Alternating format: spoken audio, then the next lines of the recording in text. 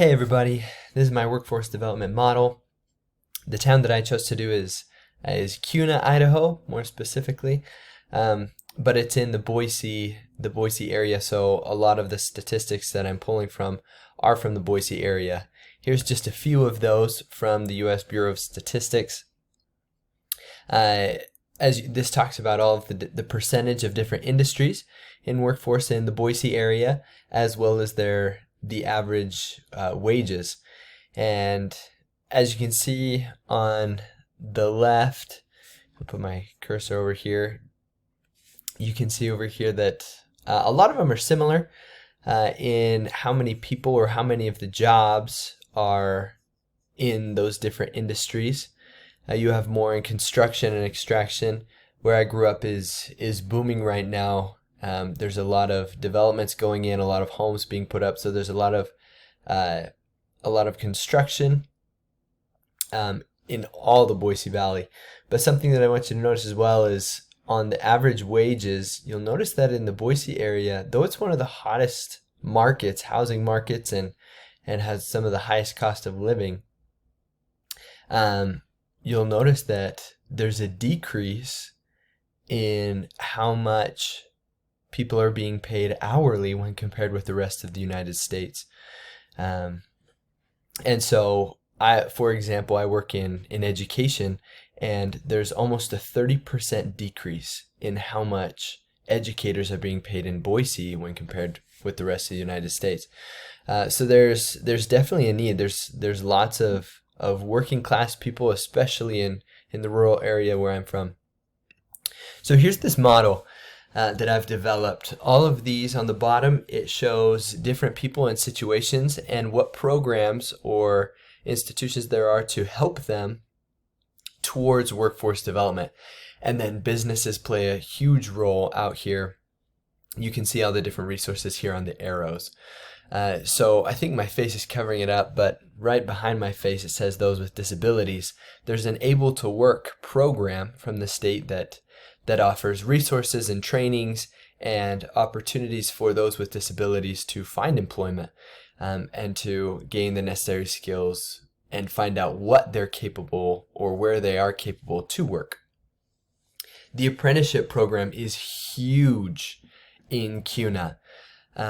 What this is basically is where companies will hire, they target students or those who are recently graduated, and they will hire them and pay them less money, but they'll provide on-the-job training along with their work duties. So they're getting the training and the work at the same time.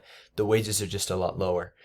And then for a lot of foreign workers who are in the area, I grew up with lots of people from other countries, and there's agricultural services that are certification programs through businesses and local and state programs that offer certifications for temporary, like immigrant workers, those who are here temporarily, who aren't citizens.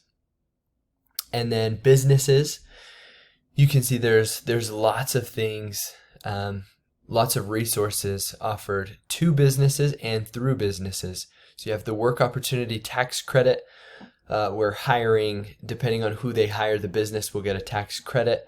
The apprenticeship programs, businesses can register to become or to have an apprenticeship program and thus do on-the-job training as well as hire employees to fill spots, but provide them with that training as well. There's the Career One-Stop Business Center. This has everything from training programs on a state and national level, as well as recruiting and hiring. This is where employers can go to find the best applicants for work. And then on the left, you see there the grants. There are plenty of grants on the state and federal level that are going towards reimbursing companies for the training that they provide their employees, so they can qualify for any number of grants to reimburse employees for that training, or reimburse the employer for the training that they give. Now the apprenticeship program is probably the most important, the most emphasized in here, and I'll just show you what this looks like Kuna has a page called the Kuna Economic Plan or Economic Development. And here you can find apprenticeship programs and look for different jobs. And it gives a summary and job details and who you can contact in order to find training for, as well as open positions in the field that you are looking for. Now, like we said, when talking about those on a lower financial income, right? Lower class or the working class, I have just here in the middle this with question marks, because in my searches, it really was not helpful for anyone who is not within the pipeline. Everything that we've been reading in the new roadmap book on workforce development has proven to be true in here. There's a lot of trades where I grew up, and there's no help for people that aren't in the pipeline.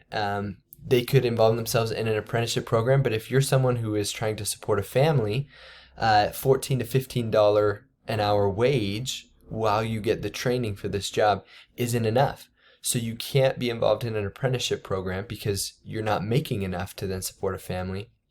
The able to work is strictly for those with disabilities.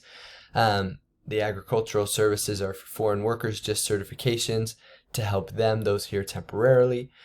And so we're really seeing kind of this disconnect between those who are looking for work, but are in the lower class of the working class. It really isn't set up to benefit them.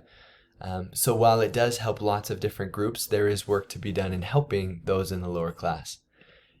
And here are my sources.